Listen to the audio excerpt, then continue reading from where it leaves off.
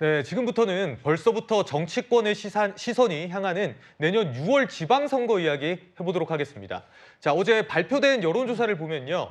여야가 팽팽한 박빙의 흐름이 나타났거든요. 저희가 준비를 해봤습니다.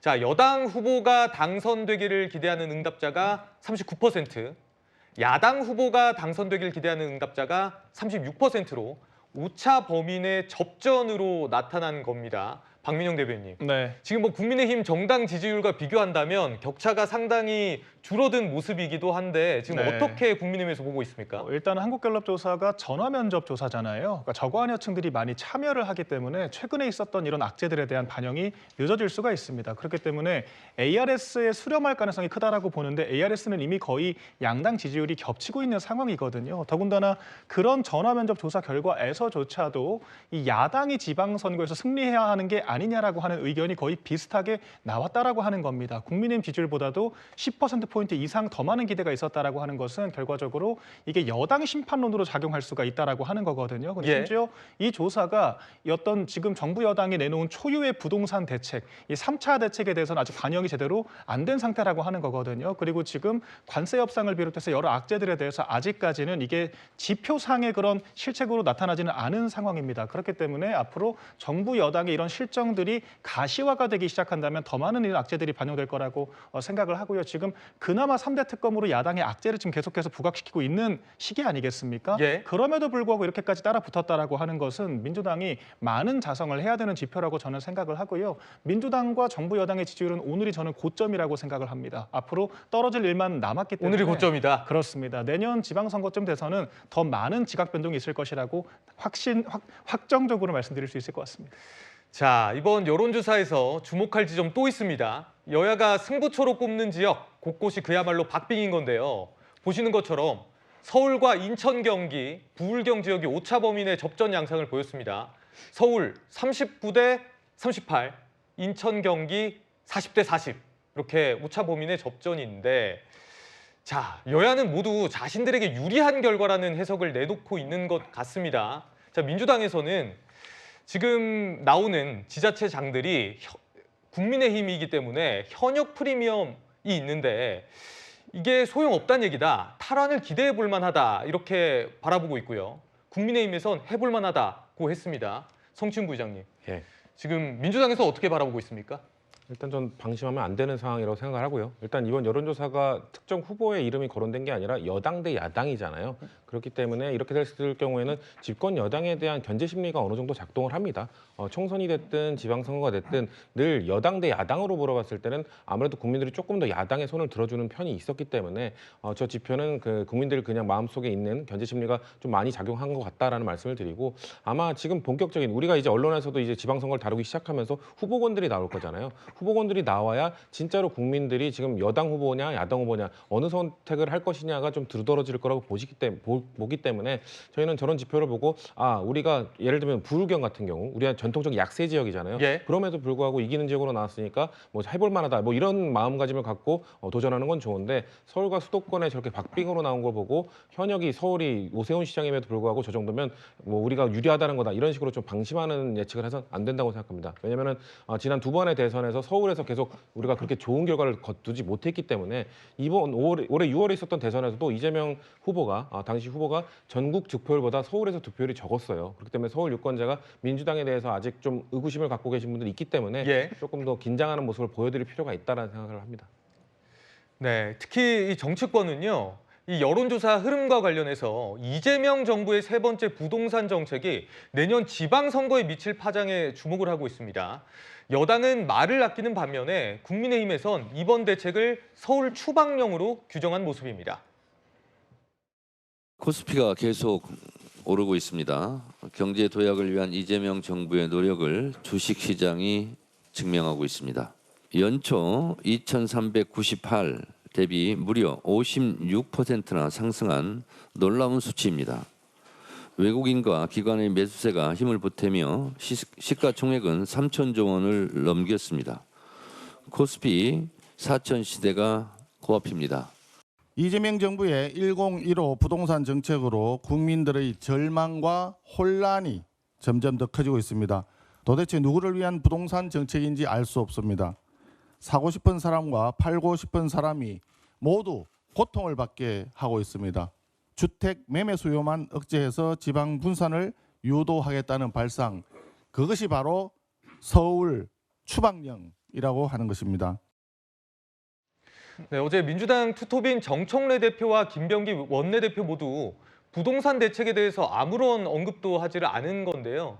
자, 대신 정청래 대표는 주식시장의 성과를 강조했고요.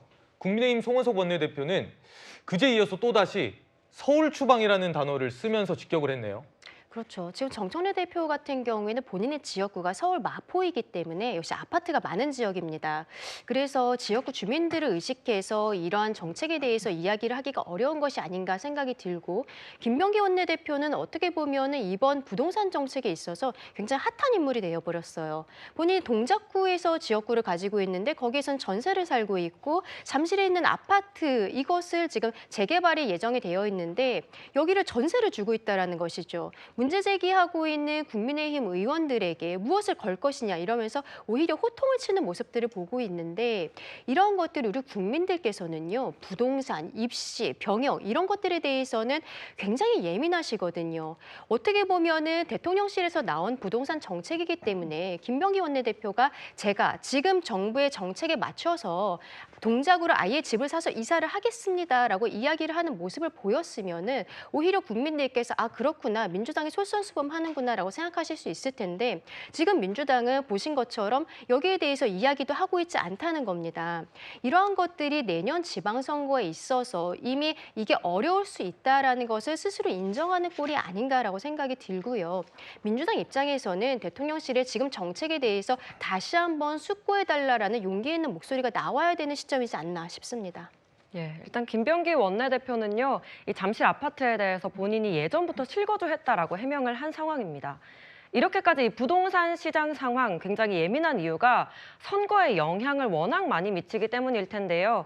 여야에서 서로 니탓 공방 펼쳤습니다. 들어보시죠. 수도권 집값 불장의 장작을 쌓아 올린 것은 선심성 부동산 정책을 남발한 윤석열 정권입니다. 토지거래 허가제 졸속 해제로 서울 부동산 가격을 폭등시킨 오세훈 시장의 실정도 주요 원인입니다. 양도구역 주택 정책으로 청년들을 피눈물 나게 만든 오세훈 시장은 전세 사기 피해 수습부터 하시기 바랍니다. 저는 그냥 서울을 포기한 거라고 생각합니다. 민주당이 이거는. 그래요? 그렇지 않고서야 예. 이 정도 무모한 정책을 내놓을 리가 없죠. 2020년 기점으로 문재인 정부가 부동산을 폭증을 시키면서 서울 민심이 엄청나게 달라졌고 그때 LH 사건 이런 것들이 맞아요. 터지면서 예.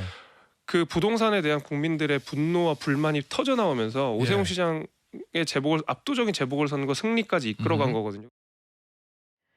서울시장 출마를 고민하고 있는 전현희 민주당 최고위원, 이 부동산 가격 상승은 윤석열 정부와 오세훈 현 서울시장을 탓했습니다.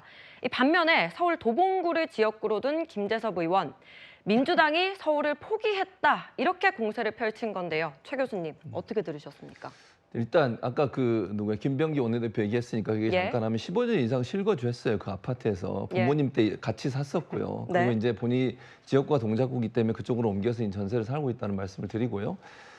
지금 말씀하신 그러니까 전현 의원의 말은 기본적으로 지금 서울 집값이 올라간 게 윤석열 정부 때 있었던 일 맞잖아요. 집값 상승은. 그리고 오세훈 시장 같은 경우에는 지난번에 토지거래 허가제 잠깐 없앤다 그랬다가 논란이 돼가지고 한 달 만에 다시 또 그것도 포기했습니다. 그런 모습을 통해서 부동산 시장에 상당히 큰 충격을 준 것도 분명하고요. 그건 맞는 얘기고요. 그래서 지금 이제 자꾸 그 국민의힘에서 이재명 정부의 이제 부동산 정책에서 공격을 하면서 서울에서 뭐 집 못 사게 하고 사다리 걷어찬다고 그러는데 실제적으로요 청년 세대나 신혼부부 같은 경우에는요 첫 번째 집을 구매하면 예전과 똑같이 70% 이상 집값의 70% 나와요 그게 대출이. 지금 문제가 되는 게 15억 이상, 25억 이상 이렇게 이제 집값을 내고 있는 그곳에 대해서 이제 다주택자들이나 아니면 투기 목적으로 집을 사는 사람들을 좀 막아보겠다는 의지로 이게 시행을 한 거거든요. 예. 그러니까 실제 예를 들어서 뭐 청년 세대나 아니면 신혼부부 같은 경우에는 집을 사는데 크게 문제가 없어요. 그리고 실제 젊은 세대들이 집을 사는데 15억 이상의 25억 이상의 집을 사는 게 실제적으로 가능한 문제인가? 이런 부분도 고민을 해야 한다고 생각을 합니다. 네. 물론 뭐 돈이 많아서 사시는 분도 있을 수 있겠죠. 그런 분들은 사실은 지금도 대출 없이도 충분히 살 수 있어요. 그러나 정말로 자기들이 노력해서 직장 가지고 돈 모아서 집을 사는 사람들이 처음에 어떻게 15억짜리 집을 사고 25억짜리 집을 사겠습니까?